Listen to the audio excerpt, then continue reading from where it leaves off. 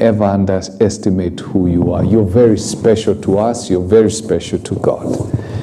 Now, my name is Frederick Njiri, and on this day, we look at some of the things that happened where the Inspector General of Police, Douglas Kanja, told the court that he will honor the summons of the whereabouts of the missing 3 Mlolongo abductees after missing 4 consecutive summons.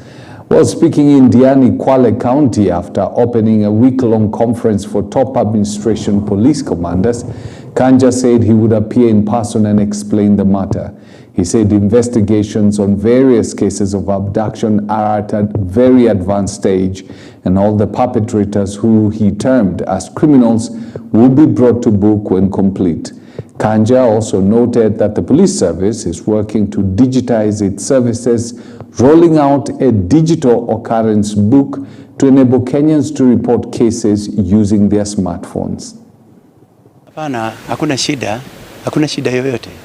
Na wakati ya kufika kotini, mimi mwenyewe nitafika binafsi na tutakuwa na nyinyi pale, si ni kweli? Na nitasema hiyo maneno vile nimesema hapa, sio? Mimi nataka kusema hivi, investigations siko at advanced levels. In all reported cases of missing persons, the DCI and his team, mimi mwenyewe nimepeana maagizo ya kwamba those investigations nataka zifanywe na zifanywe vizuri na siweze kumalizika. Jabazi yote ambao anahusika na hiyo mambo akamatwe na apelekwe kotini, achughulikiwe kwa mujibu wa sheria, maana nchi yetu iko na sheria. So hapo ndio sisi tuko, na wakati tutafika wale tuko tumecheka tutawajulisha.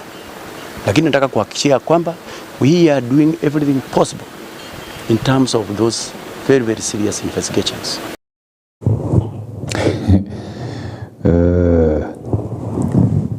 I keep my mouth shut. Now, President William Ruto chaired the first cabinet meeting of 2025 at State Lodge, Kakamega, urging his cabinet to seize the unique opportunity presented by the broad-based government to drive transformative changes in Kenya. Emphasizing the rare occurrence of a government that brings together diverse political sides, the president said the inclusive composition of the cabinet offers an unprecedented opportunity to focus on national development. He called on leaders to capitalize on this historic moment to deliver meaningful progress for all Kenyans. In recent months, President Ruto has expanded his cabinet, appointing cabinet secretaries from outside his Kenya Kwanza alliance, including representatives from the Azimio coalition, notably from ODM and the Jubilee parties. At the Tuesday cabinet meeting, the president said his move underscores his commitment to fostering national unity and inclusivity in the governance. Hivyo tunataka tumuunge mkono, ameleta Wakenya pamoja. Sisi tumeingia serikali yake, tukaambiwa broad based. Juzi wengine wameingia, sasa ni broad based. Ilikuwa ile pana, imekuwa pana kabisa. Na hiyo ndio njia moja ya kuleta Wakenya pamoja. Hatutaki watu watoke kule nje kuja kupanga sisi hapa. Mnasikia hayo? Ati Oparanya ameenda broad based, hajafanyiwa hii, hajafanyiwa ile. Hao wajue mimi niko sawa, na mimi niko na mdomo yangu, nikiwa na shida zangu mwenyewe nitaongea. Siasa ya ukabila na chuki na kugawanana hatutaki katika Kenya yetu. Na ndio sababu hiyo nikatengeneza serikali ya umoja ya Wakenya. Serikali inaitwa broad based, ambayo imeleta Wakenya wote pamoja. Si sasa huyu gavana wenu wa zamani Bwana Oparanya ni waziri katika serikali ya Kenya? Mimi nauliza nyinyi watu wa huyu mungwana.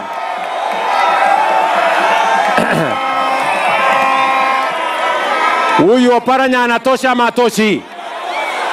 Si tutembee pamoja na yeye?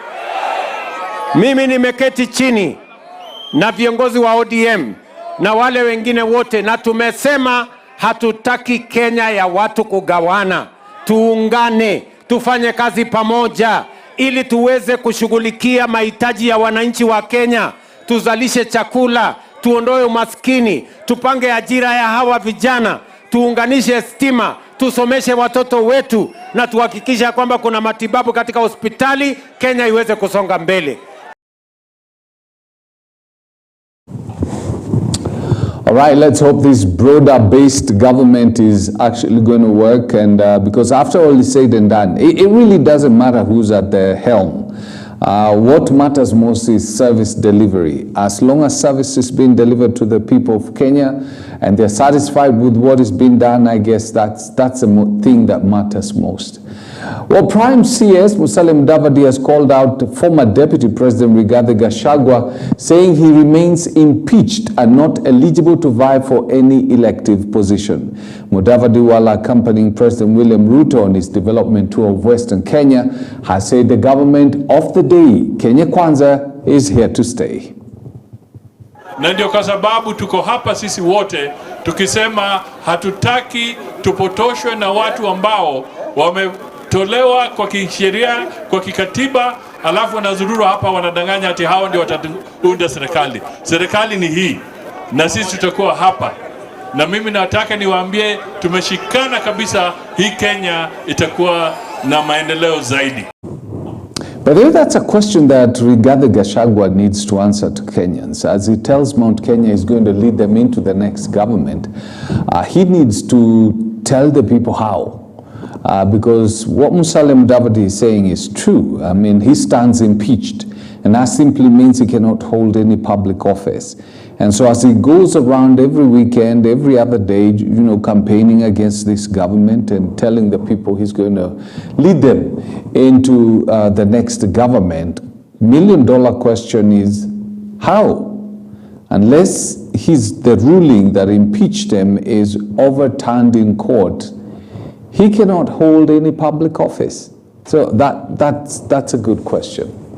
Now, President William Ruto has said that his government is fulfilling the pledges it made to Kenyans and will not stop until every single promise is delivered. Excuse me. The president said he was determined on the transformation of the country through initiative aimed at changing the lives of the people. Speaking when he launched the last mile connectivity project in Western Kenya at Shinyalu, Kakamega County on Tuesday, President Ruto said his transformation agenda must succeed. The program is part of a broader electrification effort for the entire region, which has already seen thousands of homesteads connected to electricity.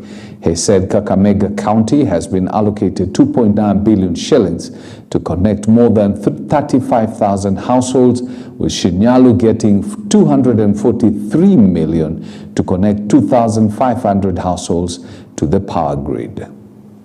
Leo nimekuja hapa kuanzisha mradi ya kuunganisha stima watu 35,000 hapa Kakamega County. Serikali ya Kenya tumetoa pesa shilingi bilioni 2.9 ya kuunganisha stima ya watu wa hapa Kakamega County. Na hiyo kazi imeanza tayari. Waulile, munanielewa? Na hiyo kazi, nyinyi watu wa Shinyalu, hii Shinyalu hii, tutaunganisha watu wa Shinyalu 2,500 kwa huduma ya stima. Tumewapatia pesa shilingi milioni 243 kuhakikisha kwamba nyinyi wangwana huko makwenu haijafika stima, tufikishe stima huko kwenu. Tumeelewana? Lazima tuungane sisi zote kama Wakenya. Kweli si kweli? Mngetaka tuungane? Vile rais amesema aendelea kuunganisha watu wote ya Kenya. Sasa tuko group moja na ma-DVD na Weta na Oparanya na Barasa na Kalwale. Sisi ni kitu kimoja. Tuendelee namna hiyo. Ya pili na ya mwisho, Mheshimiwa Rais amesema hii umoja wa taifa anatafuta ili tulete maendeleo kwa wananchi. Tujenge barabara, tuweke stima, tuweke madawa kwa hospitali, mwananchi wa kawaida apate huduma. Mnakubaliana na rais?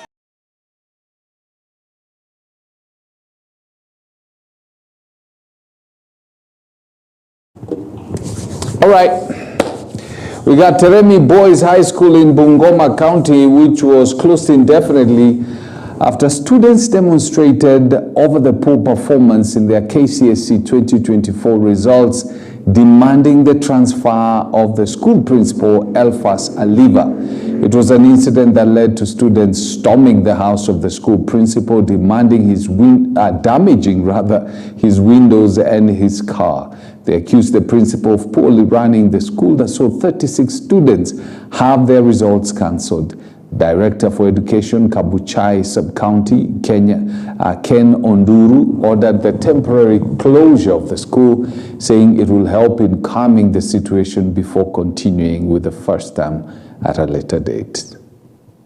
It is unfortunate that on this end, around 1 year ago, last year in fact, we noted with a lot of concern that there is some kind of indiscipline specifically coming from our boys, whom we have a lot of hope in the sub-county, in Bungoma, and in Kenya. The behavior which has emerged from this institution, an institution of hope, which is the top criminal in the country in Kenya, is unfortunate. As your partner, I plead with you, you change. We are aware last night was not a very good night, going by the skirmishes that we've seen and the damages that we've seen also. And I wanted a concurrence from you that we are just from home the other day, Cindy, just about a week or so old. And whatever has happened is not very good. I've walked to the principal's house and I'm very sympathetic with what happened. That even those who did that, God also sees what is happening. Yule mtu atapatikana kwa hii compound, mimi nitapeana accommodation na chakula na tukae na wewe. Tumeadhiri. Yangu ni amri. Sio request. All right. You know, one of the questions that I was asking, I was given an answer. I don't know whether that's the right answer, but $1 million question is these students are protesting because, you know, the school did not perform well in the national exams. So who is supposed to be studying? Is it the principal or the students themselves? Yeah. The Kenya police in Haiti now continue with their patrols in major towns, the efforts to enable the Haitian to return to their homes. The troops who were conducting both ground and aerial surveillance by use of drone technology conducted their patrols both day and night to ensure that the gangs who've been terrorizing the Haitian citizens do not access these areas. Superintendent of Police Edwin Khalil says these patrols will continue until peace returns to the country. We are here today at Atras area, where the gangs had invaded on 1st of January 2025, while this country of Haiti was celebrating the Independence Day. And we received a message very early in the morning that there is a group of gangs who has invaded Thomasin area. And we made efforts and joined hands with the PNH police, and we came with a team whereby we surely engage the gangs. There was many, and even if you see this hill up here, they had invaded up to this hill and beyond, but we managed to repulse them. We engaged them, so we pushed them down, and they went away whereby we overpower them. And currently, the area is safe and it is very peaceful. And the members of the public have now come back and they are going on with their life as usual. The members of the public in this country, they are very good. They interact with us each and every day, and they give us information concerning the movements of each and every gang around. And when we get the information, we act promptly to make sure that we push them away, and we make sure that they stay safe.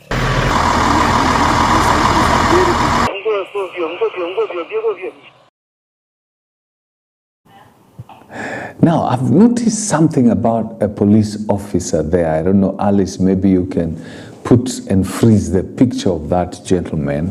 This guy, who does he remind you of? Doesn't this guy look like President William Ruto? I mean, just look at his face. Anakaa kama Ruto kabisa. In fact, tukacheza kasongo hapa hivi inaingia. Looks like him. Anyway, let's take a short break. We look at the newspapers and then we come back. Ama?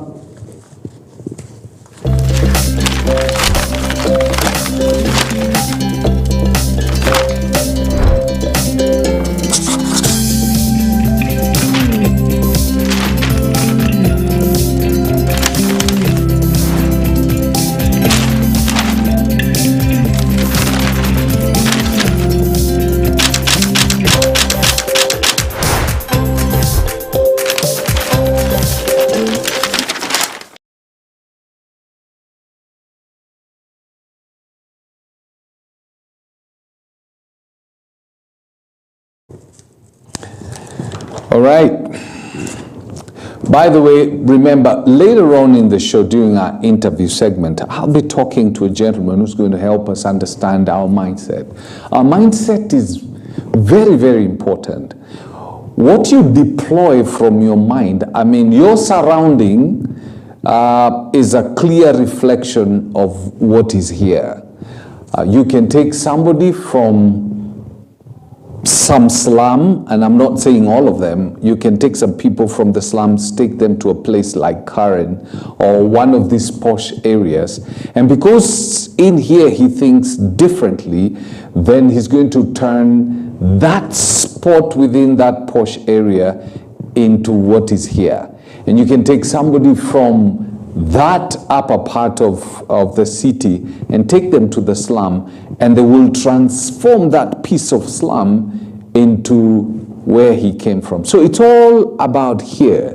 So in actual sense, we should not so much struggle to change what is out here. We should change what is in here. And once we change it, the out here will change automatically. So we'll be having some interesting conversation in a couple of minutes or so. Now let's take a look at the Standard. Chaos unleashed. And the person they are calling chaos is Donald Trump. As Americans celebrated the inauguration of the 47th president, the world was left in shock and is yet to recover after Donald Trump issued 26 executive orders, 12 memoranda and 4 proclamations that will drastically change lives and upset the world order. The first one, he directs US withdrawal from Paris Climate Agreement, a move with serious environmental consequences. Then Trump signs executive order to withdraw the US from the World Health Organization, WHO. And then President declares a national energy emergency to expedite the development of fossil fuel infrastructure and oil drilling. And then number 4, Trump issues executive order titled Defending Women from Gender Ideology, which recognizes only 2 genders, that's male and female. I celebrate this guy and I think he's best for the world. Truly. I know there are people who don't agree with me, but I think President Trump is the best thing that has happened to this world. Number 1, that gender thing was a complete horde of nonsense. That a 5-year-old can determine whether he is male or female by what he feels. And then once he decides that if a male child decides he's female, they start feeding him with female hormones. What crap is that? World surprise as Trump pulls out of WHO. Why author Mailu made Trump statue. And then we got Trump's policy sparks fear for immigration and minority rights. The back page, we got a gentleman Mbappe rediscovered form comes at the perfect time for Real Madrid. Then the Star newspaper, 16 parastatals axed in Ruto austerity plans. This is what he had promised the Gen Zs, by the way. So state corporation, there is a state corporation called Numerical Machining Complex, Scrap Metal Council, Kenya Fishing Industries Corporation, Jomo Kenyatta Foundation, Pyrethrum Processing Company of Kenya Limited, yet we are not processing pyrethrum.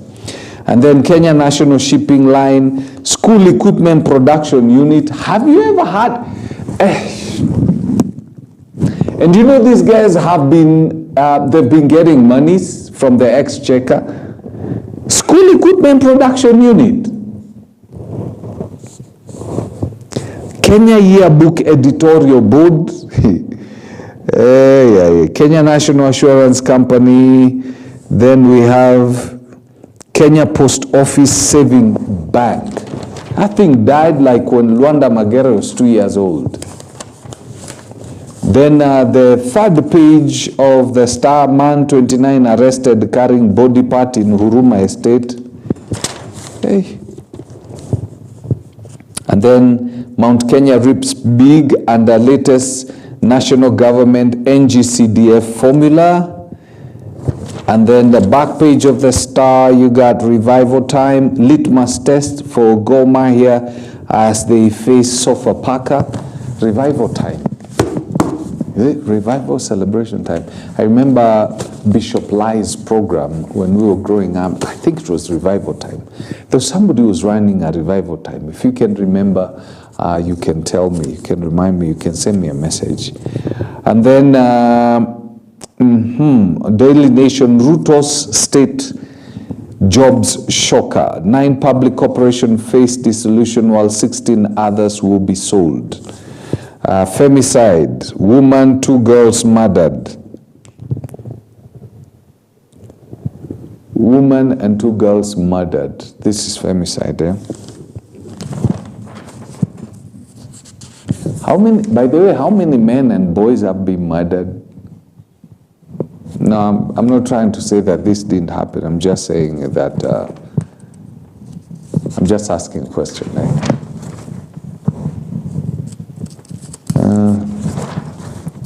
The Nation page, this is page 6. Friends till death, families in grip of grief. Then woman's pilgrimage to shrine ends in murder. The back page of the Nation, teachers battle for 25,000 slots. Okay. In a couple of minutes, we have our conversation about how you need to deal with this, and when you deal with this, everything around you changes. All that shortly.